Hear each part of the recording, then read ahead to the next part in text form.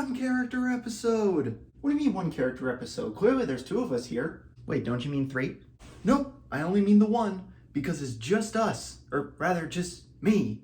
There isn't Jersey guys around. Okay, well, while that's true, that doesn't mean that there's one of us here. There's still three voices.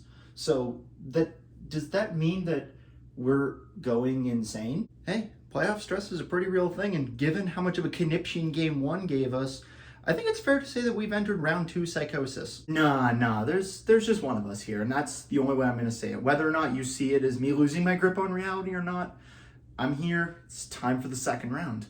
So potential psychotic break aside, yeah, the Golden Knights are moving on to the second round, and now we know who that second round opponent will be. We sit here on the eve of the Golden Knights starting their second round series. Obviously, the games tonight include the Toronto Maple Leafs and Florida Panthers, and the other Western Conference series in the Dallas Stars and Seattle Kraken. The only other series that we don't really care about on this channel is the series between the New Jersey Devils and the Carolina Hurricanes, the battle of the red, black, and white.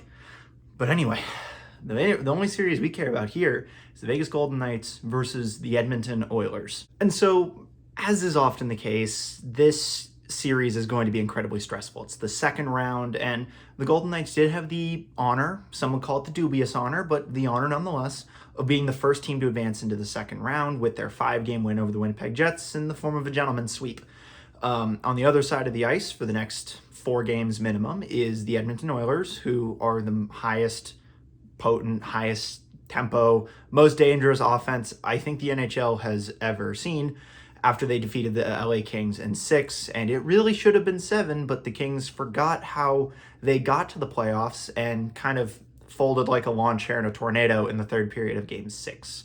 So there's that. But the how each team got here is less important, and the why is also less important. What matters is that both teams are here, and now both teams have to do battle against each other. First 2 games of the series being in Las Vegas, and then the next 2 games being in Edmonton, and then from there on, you know how it goes. This is the playoffs, 5 and 7 in Vegas if necessary, and 6 in Edmonton if necessary as well. So, like I did with the series against the Winnipeg Jets, there are a couple of players that are going to be game breaking on either side, and with regards to whether or not the series will have a specific outcome. I'm going to look at the Edmonton Oilers first, because it's easy, as they're the team that I don't talk about, as I'm a Golden Knights fan and I've been doing this for a year now. So one would figure it's probably the right thing to do to start taking a peek at the other side of the fence before looking at your own backyard. And so it's pretty obvious the breakout players, the most important players for the Edmonton Oilers. It's going to be their big players. It's going to be Connor McDavid. It's going to be Leon Draisaitl. It's going to be Ryan Nugent-Hopkins, Zach Hyman, Stuart Skinner, Jack Campbell, Connor McDavid, Darnell Nurse, Connor McDavid, and Connor McDavid again. You notice a trend here? Connor McDavid is kind of important towards the success of the Edmonton Oilers. The line of McDavid, Draisaitl, and Kane. Oh, how could I forget Evander Kane? He plays for them too now. Ye of all those great battles with the San Jose Sharks, with the Reeves versus Kane beef. That was a great time to be a Golden Knights fan. But we're getting off topic. I digress. Unbelievably, McDavid kind of had a down first series against the LA Kings. Their 1-3-1 defense really kind of put him in a box, and he only had like 2 or 3 goals for the entire series. So that's something that the Golden Knights probably are going to take a notice on, that the Kings were able to in some ways contain McDavid, but I guess they weren't as deep in roster construction, and so the second and third line of the Oilers were able to pick apart the second and third line of the Kings, and the fourth line, which is the energy line with players like Yamamoto, is a little bit overmatched for the LA Kings' more heavy, traditional hockey fourth line. The one thing the Golden Knights are going to have to be very careful about in this series, and I'm going to get this right up out at the front because it's very important. The Edmonton Oilers, in the regular season, had the best power play in NHL history. And through this postseason, they're batting around 60-some-odd% on the power play. Golden Knights took a few more penalties than was characteristic of them throughout the regular season, with their league low mark of only 243 penalties through 82 games. You can do the math. I'm not that smart to do that on the fly. But what matters is the Golden Knights took the 32nd most penalties in the entire NHL during the regular season. And so it's the most disciplined team going against the team that punishes teams for being undisciplined.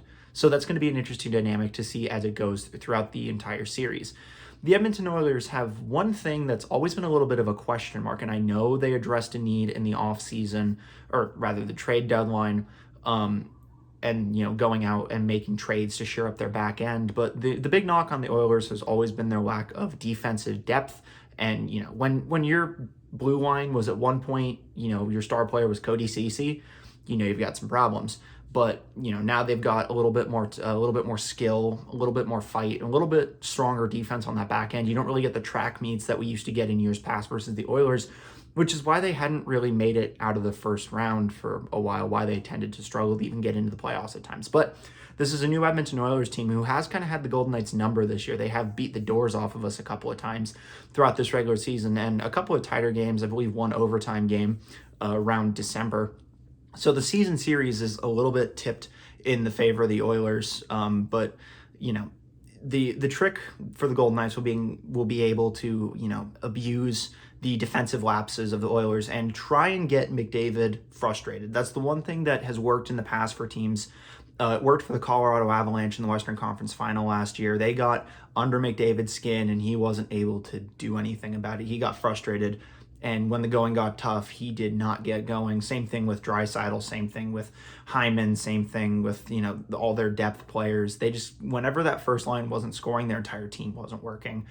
And you have the question mark in net as, Stuart Skinner. Sure, he played okay in game 6 minus, the stick breaking. He still did get replaced by Jack Campbell in one of the games. So there's that line of dialogue going on. What happens if Skinner gets shelled in one of the first 2 games? Then you have a goaltending problem in Edmonton. And you never know what can happen because, one of the things that happens when the Oilers tended to run into good teams is, they tend to overextend. McDavid gets moving too quickly. Draisaitl gets moving too quickly. The coach who can get outcoached and has gotten outcoached this season tends to put McDavid and Draisaitl together and, with a third there, which tends to sap offense from the remainder of the lineup, which is a little bit concerning if you're an Oilers fan. The one thing that makes me concerned as a Golden Knights fan is the fact that the Golden Knights are a little bit on the slower side and McDavid is a little bit on the speedy side. So just put that out there into the universe and do with that what you will. So those are your difference makers. If McDavid is able to play like McDavid does, if their depth scoring is able to be as good as it is, if their defense is able to hold the fort, and if Stuart Skinner puts together 5 or 6 good games, then that's kind of your series. That's what the Oilers need to win this series.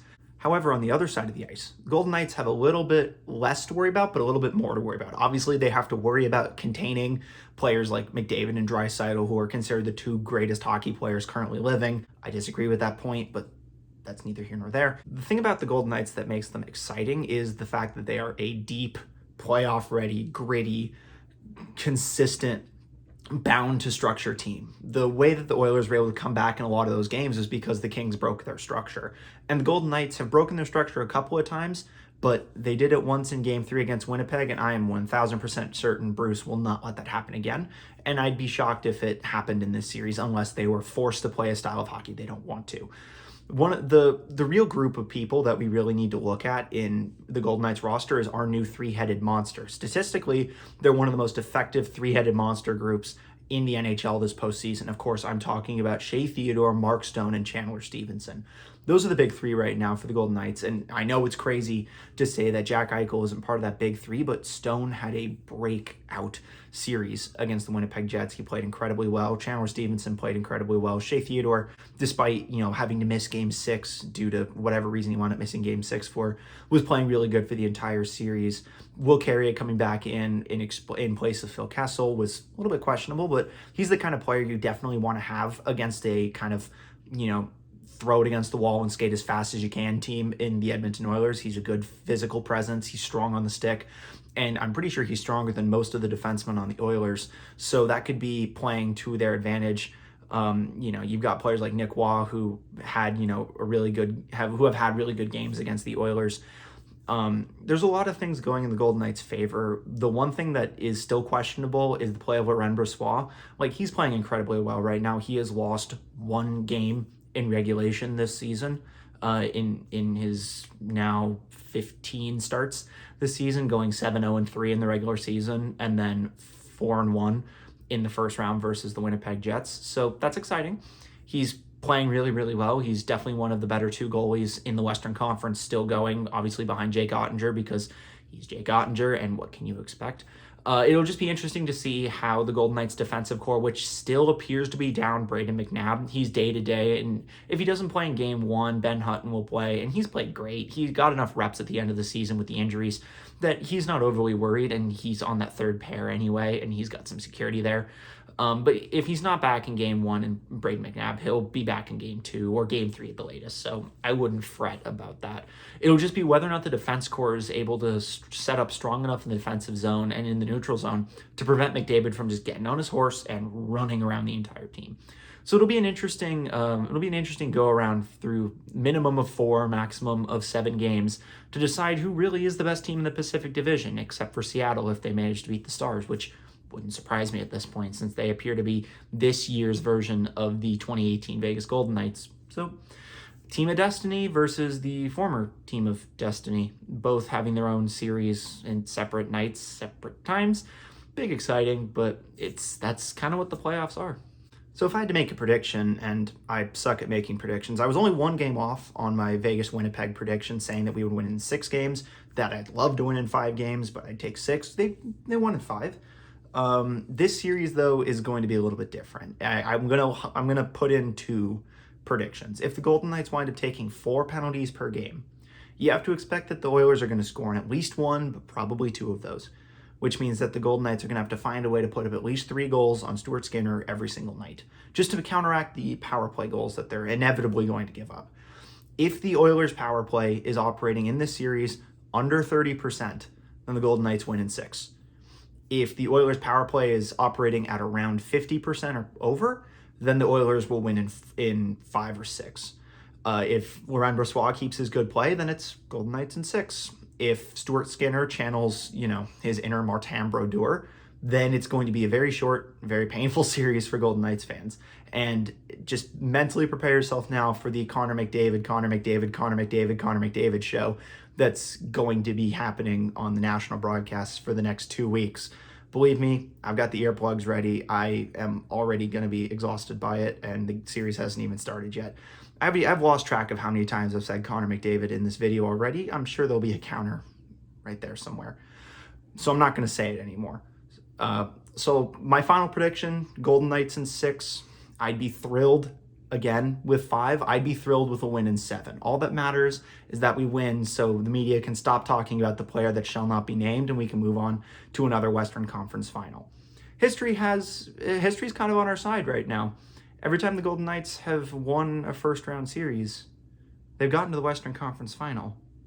So do with that what you will.